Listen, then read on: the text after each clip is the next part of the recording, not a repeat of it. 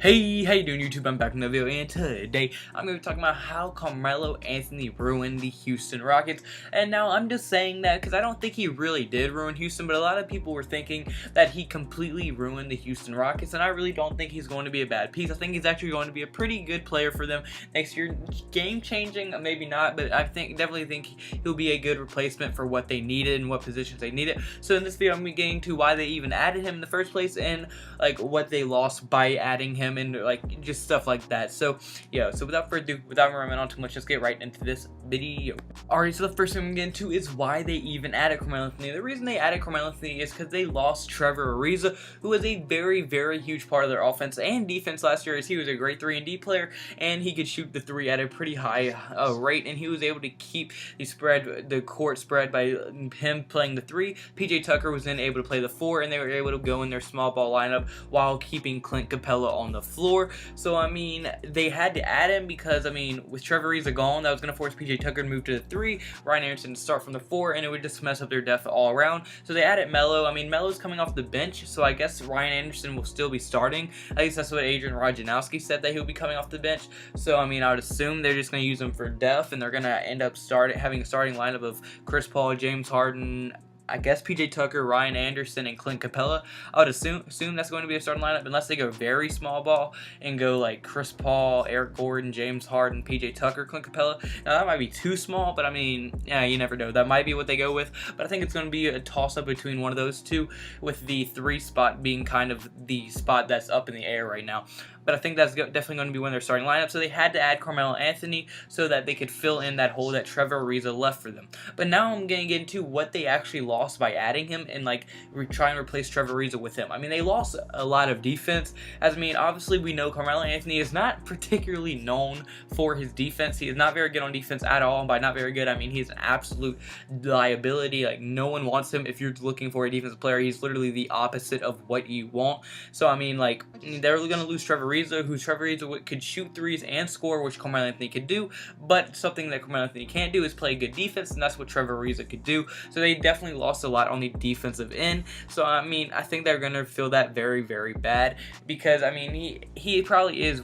They're probably gonna drop from having about 15 points per score and Trevor Ariza to go along with probably like a good defender. But now Carmelo Anthony, now he's on the team and they're trying to replace Trevor Ariza with him, he's not even going to be able to replace him that well, because Trevor Ariza could shoot the 3 ball at a higher rate than Carmelo. Carmelo actually isn't that excellent of a 3-point shooter. He's a good shooter, but I mean, he can't shoot the 3 ball exponentially well. It's not like it's going to be a knockdown every single time.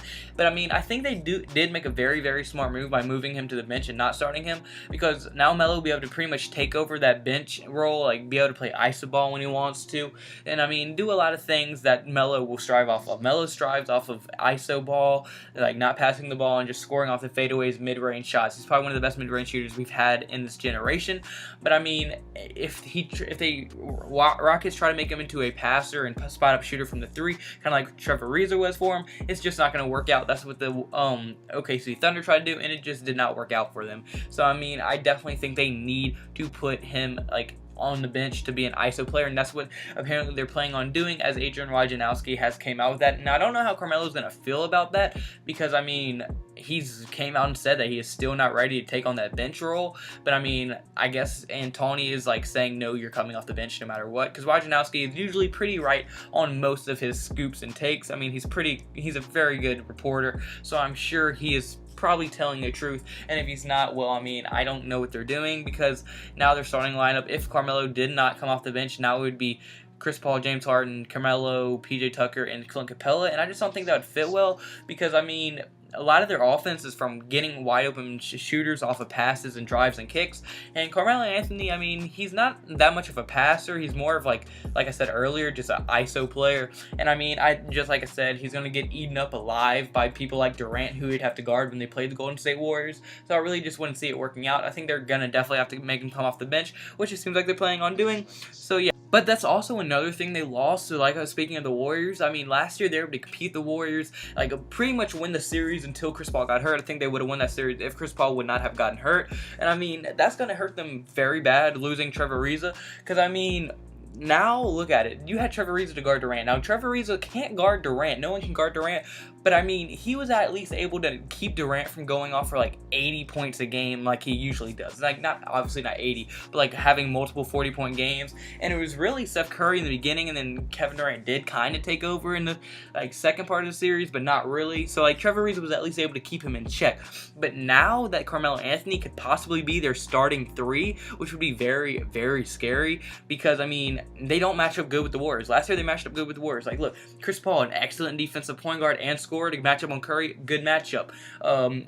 James Harden, MVP of the league last year, matches up with Klay Thompson. I mean, James Harden obviously wins that matchup. Kevin Durant against Trevor Ariza. Now, Trevor Ariza is not better than Kevin Durant, but he's a good veteran, knows how to guard Durant, and can kind of keep him in check. Draymond Green on PJ Tucker. He forces Draymond Green to come out. PJ Tucker can shoot the three. That's a pretty even matchup if you ask me. Clint Capella on who? I think Zaz. I mean, I don't even know who they're. Iguodala. I mean, they just matched up so well. But now with the subtraction of Trevor Ariza and the addition of Melo, they just no longer match up, because now the best player on the Warriors literally has no one on the team that can guard him. Harden can't guard Durant. Carmelo sure as hell can't guard Durant. PJ Tucker's too slow. Clint Capella's too slow. Chris Paul's too small. I mean, they have no one to guard Durant now on that team, and that is going to hurt them a ton if they do end up matching up with them in the conference finals again. So I do think the Warriors got much worse than they were last year, but I don't think Carmelo by any means ruined the Houston Rockets. I think they're still going to be better because they signed them, but I don't think they're going to be as good as they were when they had Trevor Ariza and Luka Balamute, I'm pretty sure, also left. So I don't think they're going to be as good when they had them too, but I think Melo is definitely going to help the team a little bit. Now, is that going to be enough to beat the Warriors? Hell no. I think the Warriors is definitely going to still win the championship, but no, I do not think Melo did ruin the Houston Rockets. But unfortunately, guys, this video. Learn how to speak, Cody. But unfortunately, guys, it's going to be it for this video. So if you did like it at any point, hit the like button and subscribe button. It would mean the world to me. Y'all been showing so much support. I think we've been getting like a steady 10 subscribers a day. We're at 656 subscribers right now. So thank y'all so much. I mean, we're already, there's a chance that we could hit 500 subs before the end of this year. My goal was 300, and we have a chance to hit 500. I can't thank y'all enough. I love y'all so much. Y'all been showing so much support. I literally say this on every single video, but I can't thank y'all enough for this opportunity that y'all been giving me. I love y'all so much. Keep showing support on the videos. It would mean the world to me. Hope you have a blessed day, because I had a blessed day. So see you in tomorrow's video. Goodbye.